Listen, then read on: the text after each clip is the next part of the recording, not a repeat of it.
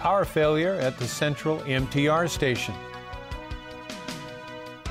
Marine Department official So Ping-chi found guilty of misconduct in public office. And Hillary Clinton said to have enough delegates to clinch the Democratic nomination in the presidential race.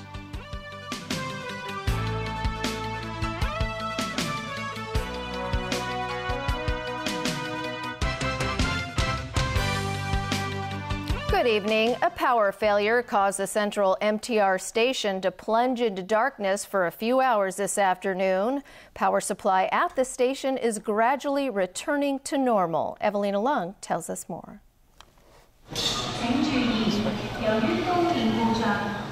The power failure started at the Central MTR station at around 3 p.m. The station concourse and some other areas plunged into darkness. MTR staff rushed to switch on the emergency backup lights. Some shops continued to operate in darkness. Part of the platform on the Island Line was also affected. However, normal train services were maintained. MTR workers were deployed at the platform to maintain order, but some passengers feared for their safety. This passenger said he didn't understand why the MTR couldn't prevent the blackout, even with the profit it's making. An MTR spokesperson met the media this evening to talk about the blackout. There was a circuit breaker which was activated by some reasons, possibly that affect some of the power supply systems in the station. And due to that, about 1/3 of lightings in platform 4 and some lightings in platform 3 were affected. And also one lift and 2 escalators were also affected. He said they are still looking into what caused the short circuit. Evelina Line, TVB News. The Civil Service Bureau has offered a 4.68% pay increase for government staff in the lower and middle salary bands and a 4.19% pay hike for those in the upper salary band for the current fiscal year. The increase for civil servants in the lower salary band was higher than that of the net pay trend indicator unveiled earlier. The offers are backdated to April 1st. The decision was made today by the acting chief executive and council after taking into consideration factors such as the state of the local economy and civil service morale. The government will submit the pay adjustment proposal to the LegCo Finance Committee for approval. Former scholarism convener Joshua Wong, legislator Albert Chan, and 2 others have been found not guilty of obstructing the police during a protest 2 years ago. However, the magistrate told Wong to reflect on his actions. Evelina Lung reports. Joshua Wong, Albert Chan, former Secretary General of the Hong Kong Federation of Students Nathan Law, and the League of Social Democrats member Raphael Wong arrived at Eastern Magistracy this morning. They were accused of obstructing police officers during a protest outside the central government's liaison office in June 2014. The court heard that the protesters were trying to burn a replica of Beijing's white paper on one country, 2 systems in Hong Kong. In sentencing, the magistrate said based on the testimonies of 2 police officers, footage from the liaison office's closed-circuit TV and police videos, he believes the fire posed a danger to public safety and had to be put out immediately. The magistrate also found Joshua Wong deliberately snatching an officer's water bottle and using his body to block officers. However, he said Wong's acts did not amount to obstruction, as there was room for the officer to move around Wong. The magistrate said Raphael Wong and Albert Chan made it difficult for an officer to put out the fire by pushing him away. However, the magistrate said the pair might not even have known the person was a police officer because he was not wearing a uniform. As for Nathan Law, the magistrate said there is no evidence he was trying to obstruct the police. The magistrate found the 4 not guilty of obstructing police officers. However, he reminded Joshua Wong to reflect on his actions. He also reminded protesters that they have the freedom to stage a protest. However, they have to take into consideration public safety at the same time. The Department of Justice said it will study the judgment before deciding its next step of action. Evelyn Lang, TVB News. A Marine Department official has been found guilty of one count of misconduct in public office over the 2012 Lama Ferry disaster. So Ping-chi will be sentenced later this month. Caleb Leung reports. Suspended Marine Department Assistant Director So Ping-chi was accused of ignoring new life jacket rules that has been in effect since 2007. The district court heard that So, who was in charge of inspecting vessels between 2007 and 2013, deliberately told inspectors to ignore the rules. Instead, So told them to follow the practice of old vessels follow old laws, new vessels follow new laws. That would exempt vessels that have been operating before the new rules took effect from following them. Under the new rules, vessels are required to be equipped with one life jacket for each passenger, plus an additional 5% for children. But witnesses have said that would increase the financial burden of the industry and may force some companies to close down. In sentencing, Judge Douglas Yao said the severity of So's misconduct lies in his decision to disregard the law and replace it with his own. He said he understood that So faced pressure from the industry over the implementation of the new rules, but So should have spoken with his supervisor or seek legal advice. He also said So's actions were to appease industry representatives who were not happy with the new rules, but this is not a reasonable excuse not to follow them. And while So showed no dishonest or corrupt motives, the judge said So's conduct is an abuse of the public's trust as a senior public officer and is serious enough for criminal sanctions. So Ping-chi will be sentenced on June 21st. He has been released on bail in the meantime. Caleb Leung, TVB News. To the latest in the avian flu scare, more than 5,500 birds were culled today at the Chengshawan Temporary Wholesale Poultry Market. This follows the discovery of the H7N9 virus in chicken droppings at a Tunmun market. Rachel Lung has more. The market in Chengshawan was closed this morning. Government staff arrived early, all in protective gear, including goggles and masks. Live birds were put in plastic bins, which were filled with carbon dioxide. The culling operation was completed at around noon. The government says more than 5,500 birds were destroyed and the market was thoroughly cleaned and disinfected. During the operation, one bird escaped from the market.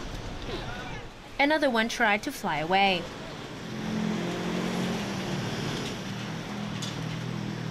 Officials say the vendors will be compensated and the amount will be discussed later. Most of the poultry culled today came from the mainland. Now, authorities are still trying to trace the source of the virus. The Agriculture, Fisheries and Conservation Department has completed inspecting all local chicken farms and testing is ongoing. For now, the supply of live poultry remains suspended. Rachel Ling, TVB News. Difficult business climate for foreign companies operating in China was one of the key issues today between Beijing and Washington. This as the two countries wrapped up their two-day strategic and economic dialogue in Beijing. Jameson Wong with more. Getting down to business in Beijing. It's the second and final day of this year's China-U.S. strategic and economic dialogue. Today, the American side stepped up calls for a level playing field for companies doing business in China. We have to work on the intellectual property. We have to work on transparency and accountability. We have to work on the certainty of the rules of the road. Certainty, clarity, even-handedness, really understanding what the rules of the road are for everybody, and equal application of the laws to everybody is critical to the confidence that the marketplace needs for investment and for growth. State Councilor Yang Jiechi, for his part, urged both countries to seek cooperation amid competition. Among the concrete measures announced today, Beijing promised to rein in steel production flooding global markets and agreed to work with Washington in enforcing sanctions against North Korea over its nuclear program. Separately, a European business lobby also warned today foreign companies face an increasingly hostile environment in China. That's according to a survey by the European Union Chamber of Commerce in China of its members. They see a stronger disconnect between reform commitments and actually actions in order to move forward, and that's possibly adding to the pessimism. Fewer than half of European firms said they plan to expand their operations in China, down sharply from 86% 3 years ago. Responding to the report, Foreign Ministry spokesman Hong Lei said Beijing is continuing to improve the environment for foreign investors and ease market access problems. Jameson Wong, TVB News.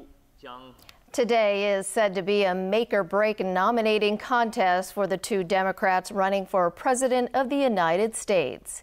Media outlets are already reporting that Hillary Clinton has enough delegates to clinch her party's nomination. But even a call by President Barack Obama has failed to convince Bernie Sanders to throw in the towel. Clinton vigorously crisscrossed California, campaigning hard before residents there in 5 other states head to the polls today. California is going to help us make the future that we want for every person in this country. And we're going to come out of the primary even stronger to take on Donald Trump. Creating a united Democratic front with one candidate to beat Donald Trump was the topic of President Obama's 45-minute phone call to Sanders yesterday. It's clear he didn't take the hint and insists he plans to run all the way to the Democratic National Convention in July. And tomorrow, in the most important primary in the whole Democratic nominating process, we're going to win here in California.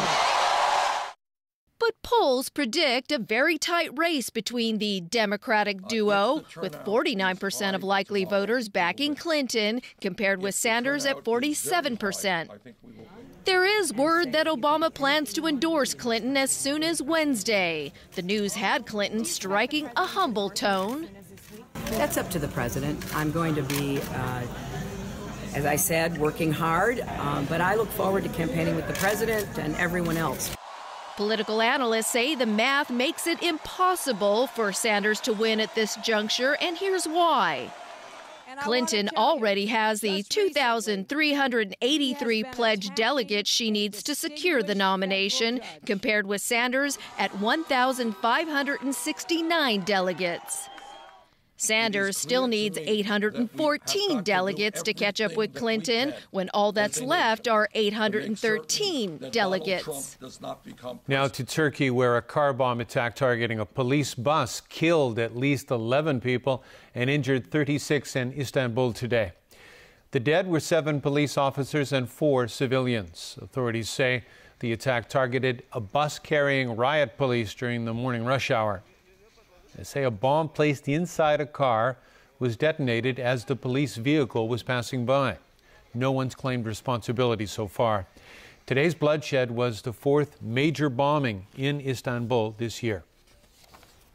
Next, growing security concerns, that is, about the upcoming Euro 2016 football tournament. Ukrainian authorities have arrested a Frenchman, accusing him of plotting 15 terrorist attacks. Officials say the 25-year-old suspect was detained along Ukraine's border with Poland late last month. Authorities seized an arsenal of weapons and explosives, including rocket launchers and assault rifles, in his vehicle. They say he was planning to stage attacks in France to coincide with the tournament that begins later this week. French authorities are not taking any chances. They're stepping up security in Nice and in other cities. There are terror fears in South Africa, too. Britain has warned of a high threat of attacks against foreigners at shopping malls in Johannesburg and Cape Town. This follows a similar warning by the U.S. Embassy in the country. And still ahead in our newscast, the Consumer Council says oil companies fail to watch pump price reductions with declines in crude oil prices. A coroner's court finds hot air balloon deaths in Egypt accidental. And pictures of a monkey thief in India.